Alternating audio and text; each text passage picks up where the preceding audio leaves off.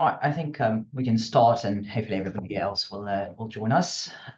So hello everyone, and welcome to our webinar, Transparent Risk Scores, the secret to fast incident response in 2025. I'm Jan Lazar, Product Marketing Manager here at Webs and your host.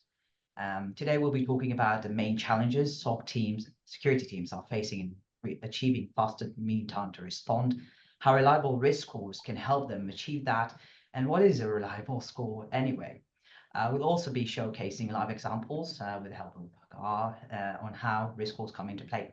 So with us today is Hagar McCalling. She's our cyber product owner with years of experience in the threat intelligence industry. Hagar is also the expert behind our risk scoring system on Lunar, our dark web monitoring platform. Hagar, it's great to have you. Happy to join. So Hagar will help us today to make sense of some of the key challenges security teams are struggling with, and help us gain more insights into the world of risk the risk scores. Lots to cover, right? Yeah, loads to unpack here, but I'm excited to get started. Same. So let's first have a few quick housekeeping items. Everybody's microphones, apart from Hagar's and mine, are muted. That is to make sure that we're on track and that we're being mindful of your time. Having said that, we'll absolutely love to hear from you.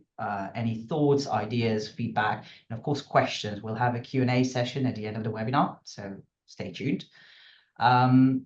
Also, there's no need to record or to take any notes. We'll be sending a recording of this webinar. So just stay with us, stay engaged, and let's get started.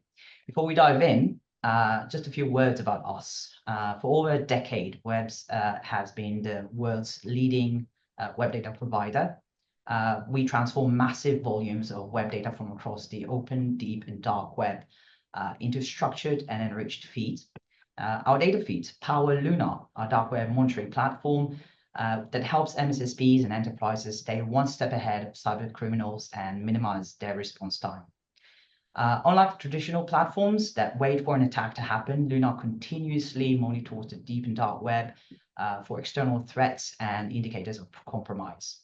This proactive approach provides early warnings, empowering security teams and to help them act quickly, providing them with actionable intelligence and transparent risk scoring. Later, we'll show that all live, so stay tuned. Show you how that helps streamline some of the work, really hard work that security teams are facing with the external threats today. So let's dive in. Let's start talking about some of those common challenges that security teams are facing in achieving fast incident response. One of them, which I'm sure many of you know perhaps too well, is the fact that security teams are constantly bombarded with alerts every day. How bad is it? A recent study of Orca Security found that a staggering 59% of the respondents received more than 500 alerts per day. And the worst part is that they said 44% of those alerts are false positives. This alert fatigue wastes valuable time, which I'm sure many of you know, most teams just do not have, and that has a direct impact on your response time. Before we move on to the next challenge, we'd love to get a quick pulse check from our audience and hear from you. How do you feel about your alerts? How much do you trust them? The poll should be on your screens right now. We'd love to see your results. I'm quite curious, to be honest. So I'll just give you a moment to submit your results. Hagar, do you have you got a guess what's going to be the leading response? Yeah, I think it's a pretty interesting question to ask. I'm wondering what it's going to be the answer, I have to say. Right. So I see that we've got a few results, pretty close to each other. Some of them say that they trust most of them. Others say they have a limited trust. So that means you're definitely in the right place, because we're going to dive into the world of risk scoring and also give a few tips on whether you should be trusting them and what you should be looking out for. So we'll move on to the next challenge. That's another big concern that a lot of the security teams we've been talking to have been mentioning. and that is the challenge of recruiting and training cyber professionals. Time is an expensive resource, as you all know, and according to a recent study, 71% of cybersecurity organizations that were surveyed said that they have unfilled positions, and the same study reported that 44% of those organizations are managing staff that is quite inexperienced. We're talking about people with less than 3 years of experience in the field.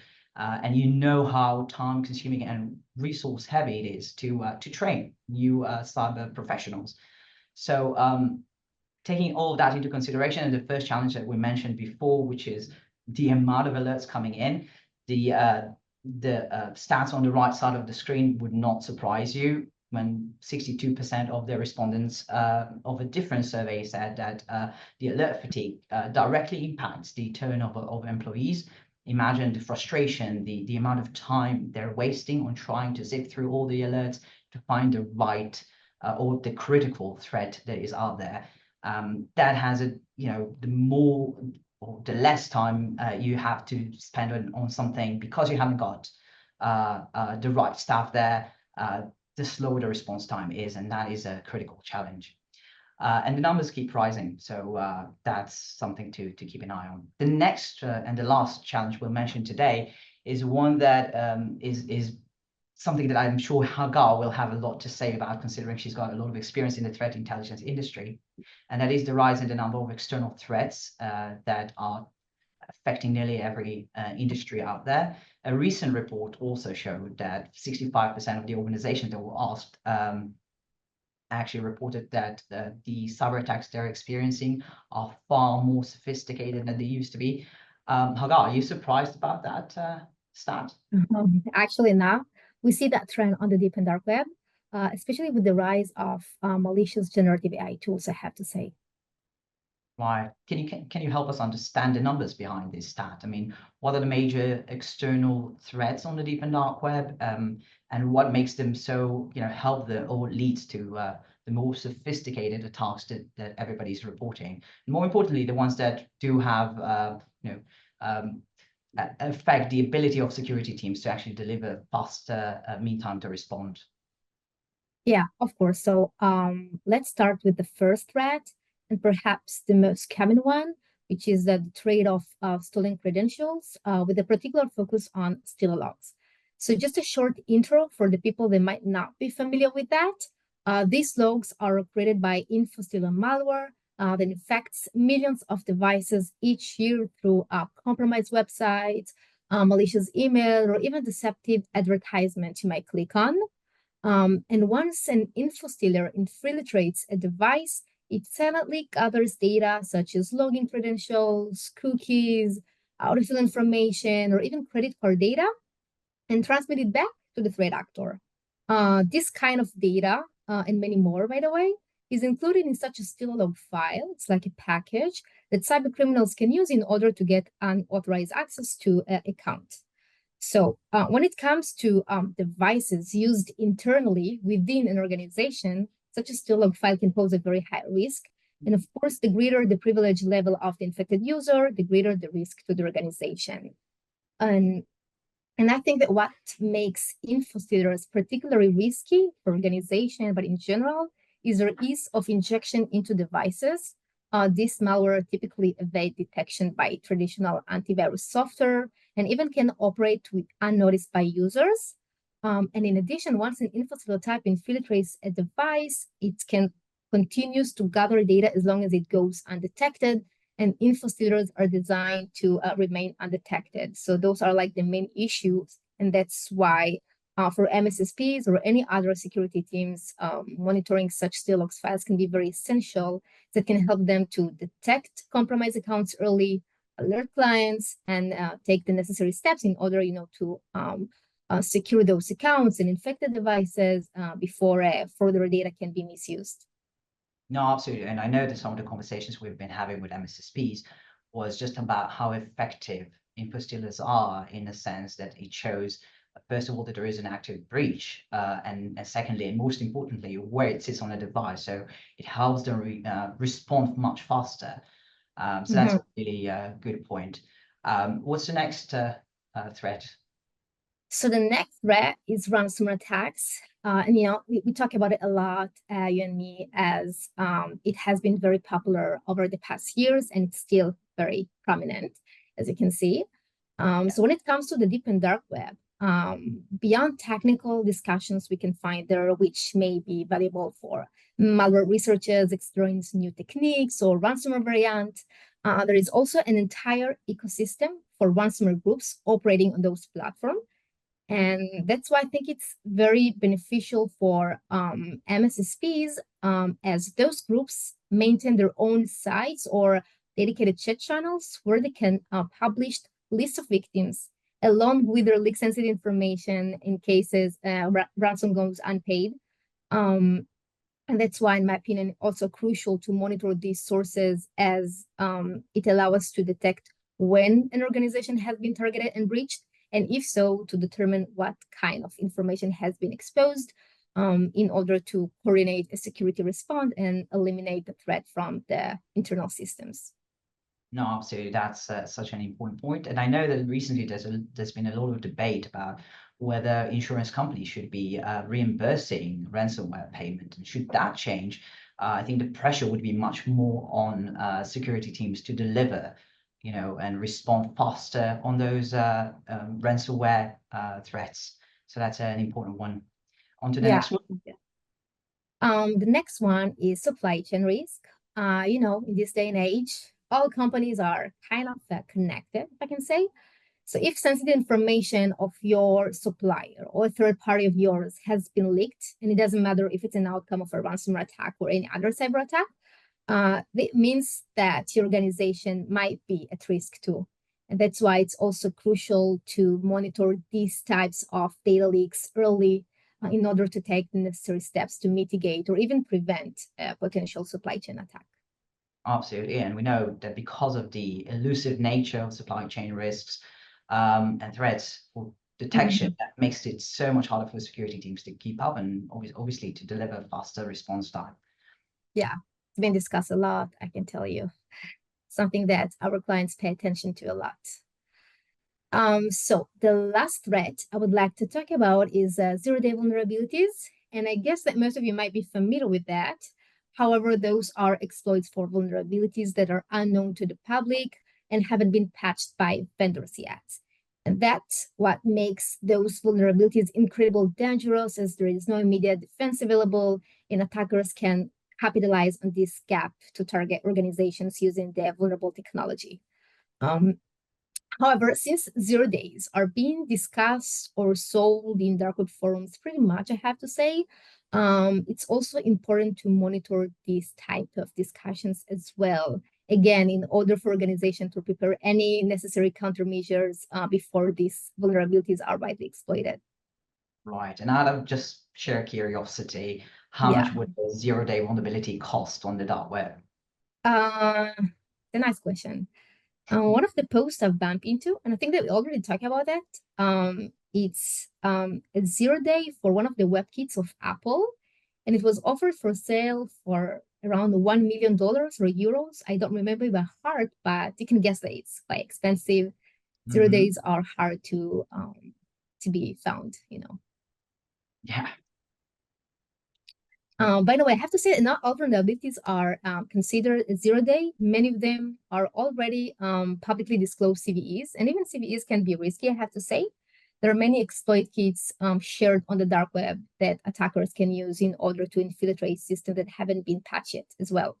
So I think that we will be touching it later, but it's another, point to raise. No, absolutely. Those are really interesting insights right there, especially when we're looking at the sophistication of threat actors out there and making the detection and remediation so much harder than before. And I know that you provided us with a really good background, considering we talked about some of those challenges that security teams are facing today, and we're talking about alongside all those like sophisticated threats, we also have really of course, limited resource, but also complex security tools. So much harder today for security teams to keep up and reduce their response time, isn't it? Yeah, I agree. And that's why we put so much effort into developing reliable risk scores for Lunar. These scores are designed to help security teams prioritize the most urgent risks, especially when faced with limited resources. And by focusing on the threats that matter most, our risk score enables teams to reduce detection and response time, even when navigating, a massive volume of potential threats. Right. So I know that you and the team have been working really hard on our risk scoring system on Lunar, and especially to help those teams, right, to tackle that. Can you walk us through the process of developing the risk scoring system, and what do you think makes it so reliable? So basically, we built this mechanism based on what we've heard from our customers. It can be MSSPs, SOC analysts, threat intelligence analysts, CISOs, and I combined that with my own insights and information I gathered from our cyber analyst. I can tell you that we spent years working in cyber threat intelligence with the correlation to the dark web. So we know firsthand what works and how things work. And this kind of hands-on experience, allow us to create risk scores that are not only data-driven, but also aligned with the real-world needs and challenges of those managing cybersecurity tasks every day. Right. And how did you go about it? What guided you when you worked on those risk scores? So we based the risk score on several key factors that we know the threat intelligence analysts take into consideration when judging the severity of a threat. One of them is the content of the post or message or document we found on the dark web. Like I refer to the actual threats presented on the post. The second one is the source. We want to know, like the source where the information was posted. We want to know if the source is reliable, if it's considered to be riskier than others. We also refer to subsections and threats within dark web forums, so we know it affects the severity of the threat pretty much. Another element we take into consideration is the threat actor that stands behind the post. It's also very important. We want to know what's the credibility of the threat actor, the reputation. There are some, threat actors that can be all talk, can have a lot of spammy hacking discussions, and there are some threat actors with a very high reputation and very risky. And if you're mentioned by mistake in one of their posts and messages, it means you're in big trouble, probably. So that's why we want to differ between the two, and we took it into consideration as well.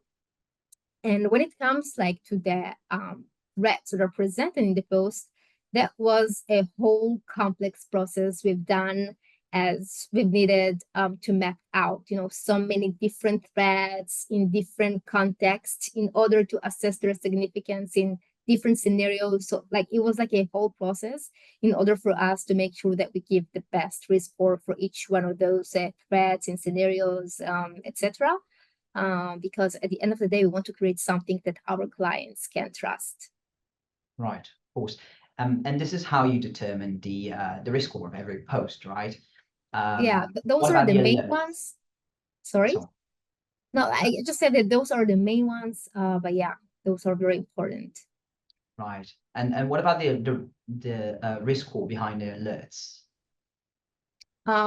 So our alerts also have their own dedicated risk score. It's based on risk scores that were assigned to all posts that were associated with the particular alert.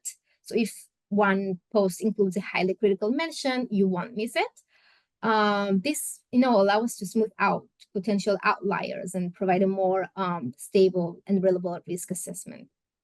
Right. So I think that's the secret sauce right there, right? I think we're ready to see it all in action. Can you show us some examples of how reliable risk scores work on Lunar and how they help teams to keep up? Yeah, of course, I will be glad to. We will be using Lunar, to demonstrate those, real life scenarios. But I just want to say in advance that those videos are recorded in advance, as we didn't want to share by mistake any sensitive information that might pop up, as we know that, this is the dark web and it's pretty sensitive, and it's natural. So that's Really why good we've recorded it. However, let's start with the first example, which is still logs. And I think it's a great example for risk scoring. And in that video, you can see that I've used the still logs category filter and narrow down the search to one of the most popular dark web marketplaces for selling still log, which is Russian market.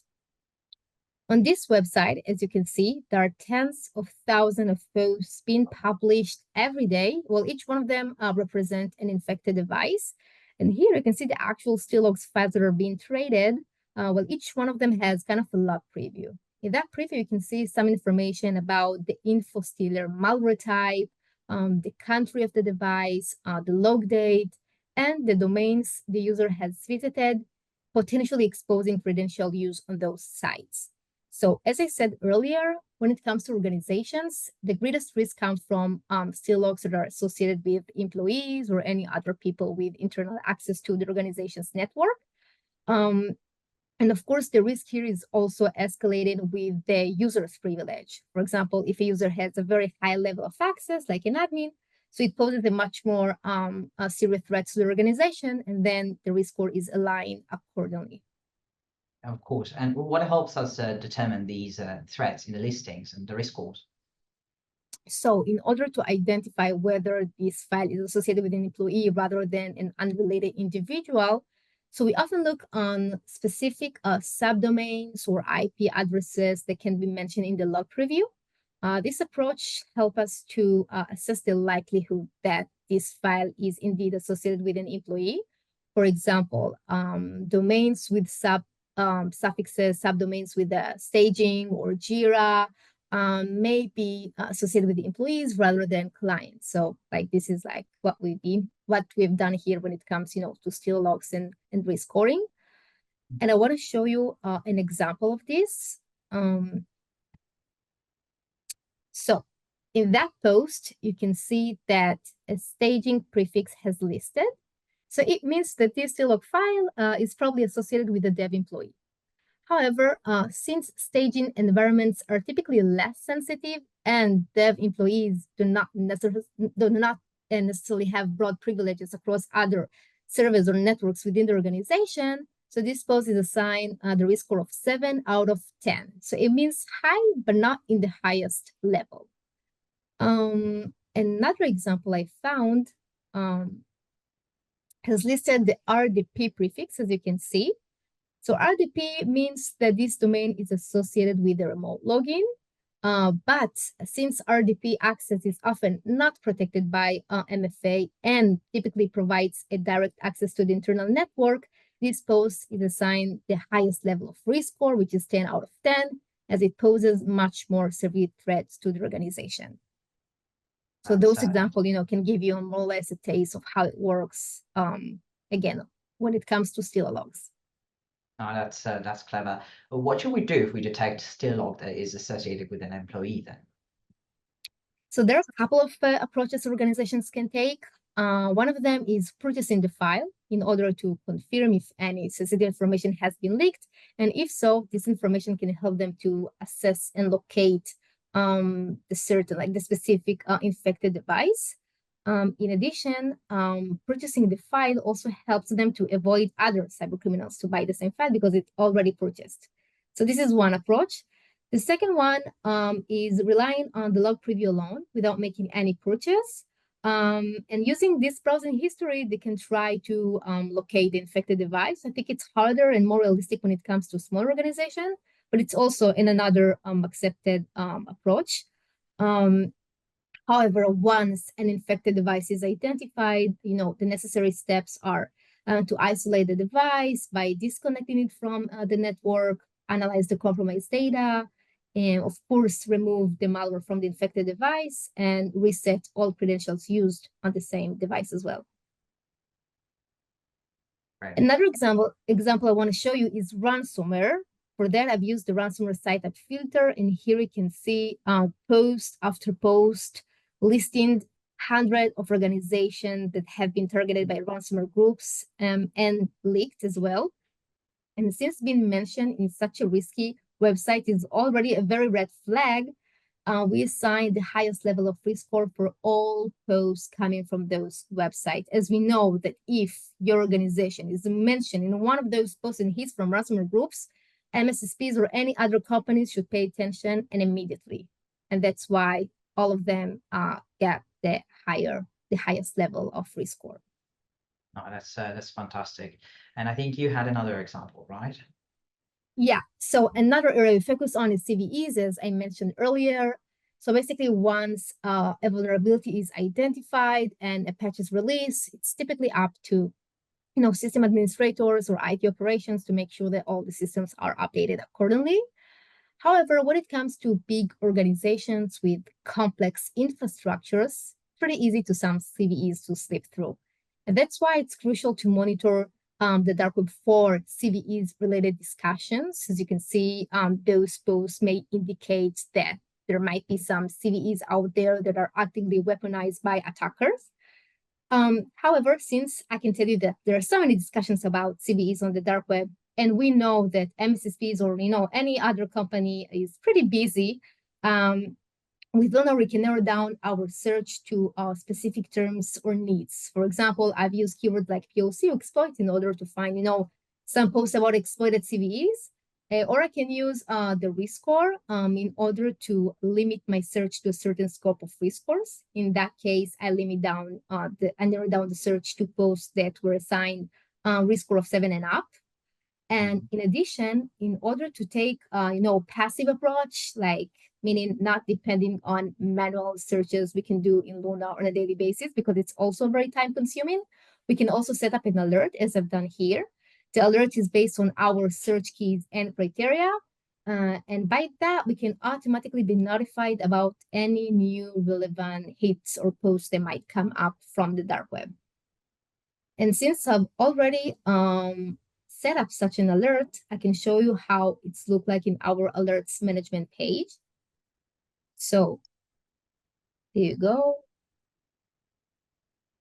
This is how it looks like. You can see the alert name, the description, the time frame that I've set in advance, and those are kind of the information that were provided. And by clicking on the notification button, I can show you how an alert notification looks like.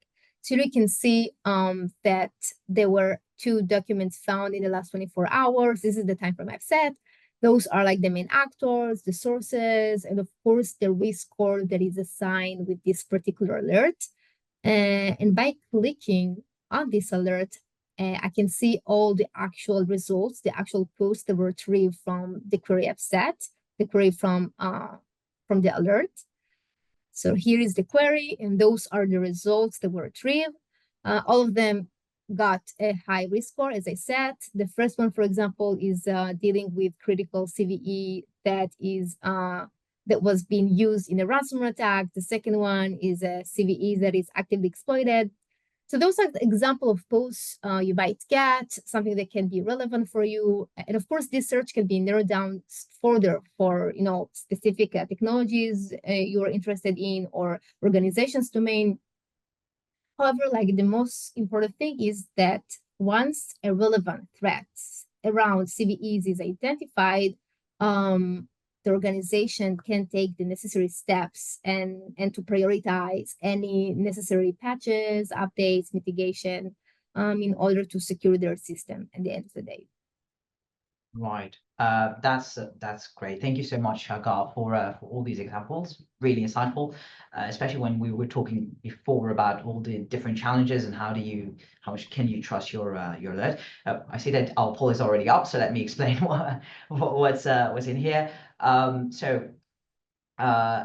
We just wanted to take a moment to check in with you and find out whether you guys would like to get a bit more information about Lunar and learn more about whether these alerts can help you, and our risk scoring can help your team find critical alerts in real time. So please feel free to fill in. The poll is on your screen right now. I'll give you just a minute to fill those in. Right. I think we've got all your responses, and of course we'll reach out to the ones who wanted to hear a bit more. Right, so moving on, and before we wrap up, I think our viewers would love to, or probably would like to know, how can they trust their risk scores, the ones they're working with already? What should they look out for to assess whether their risk score is reliable, is one that they can trust? So I think that there are several factors that everyone should consider. The first one is transparency. We want to know, like, we want to make sure that our clients are aware of how our risk score is built, what are the elements that we take into consideration when, calculating a risk score for each, one of those threats that can be found on the dark web. I think it's very valuable for our clients because they also need what are the necessary steps they should do on their side. The second one is contextual relevance. We also need to make sure that our risk score is, relevant and aligned with our clients' needs. Again, as it's very, very important, and we want to create something again that our clients can trust. The third one is feedback mechanisms. As I said earlier, we've used our clients' feedbacks in order to build the risk score calculation and refine it. And I think that we should, still encourage our clients to provide us with more feedback, because the more feedbacks we get, the more opportunities for us to refine the risk score. So I think it's kind of a mutual work here that, benefits all. Absolutely. Thanks so much for that. Now, as we promised before we wrap up, we'd like to open the floor for questions that we got from you. So I'm going to give you just a minute or two to send us some questions. I see that we've received a few already. Let me see. So I've got there's one here. How do you see the role of AI in the development of risk scores? I think that AI is a super powerful tool. We've used it a lot in the risk score mechanism and also in other features in Lunar. As a former threat intelligence analyst, I don't believe that AI can, stand alone and replace the expertise or the actual insights of the people that working on the ground, like in this case, cyber threat intelligence. However, I think that this kind of combination can be a winning force. Right, absolutely. Let me see if we've got a few more questions here.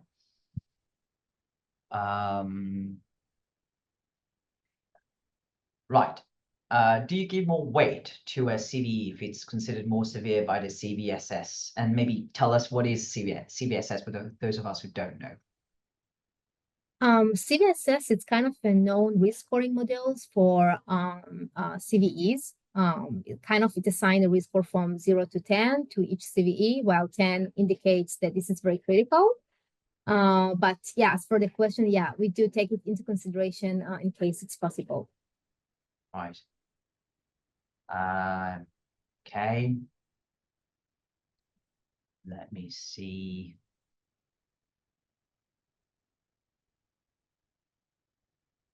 Okay, so when calculating risk, do you take into account when the post was written? A good question. Our risk score is standardized, I have to say. So as we believe, that changeable factors like timing can sometimes undermine the reliability of the score. However, when you set up an alert, you can also set up a specific time frame you want the data or the notification to be based on.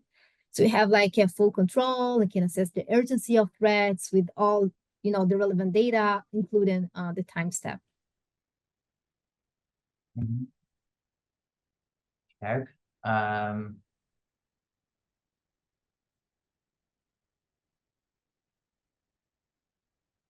Right. There's a Q&A here. How do you handle a leaked credit card? Is there a way to check validity of the card? On our side, it's two questions, isn't it? Like, how can you handle the leaked credit card, and can you check the validity of it?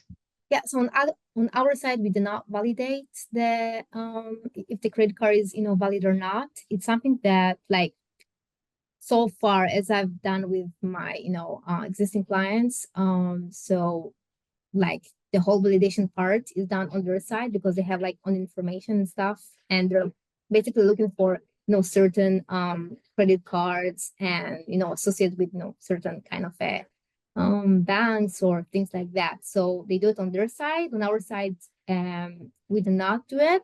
However, we do refer to the credit cards, and all of them basically are assigned a very high level of risk score because we know Right, so it's you can very find. sensitive. Yeah. Right, so you can find, once you know what you want to look for, you will be able to find it. It's just Yeah. the validation part is on their end. Mhm. Great. Any other questions, anyone, before we wrap up? No? Okay. So first of all, thank you so much, Hagar, for You're all the insights welcome. here. Much appreciated, and thank you all for joining us. We hope that you've gained valuable insights here about transparent risk scores and how you can perhaps help your team reduce all the heavy lifting there. Our team here at Webs is happy to simplify your dark web monitoring capabilities and, of course, help you reduce your response time. So please feel free to reach out for further questions or to learn more about Lunar and how we can serve your organization. Thanks again for joining, and stay safe and proactive.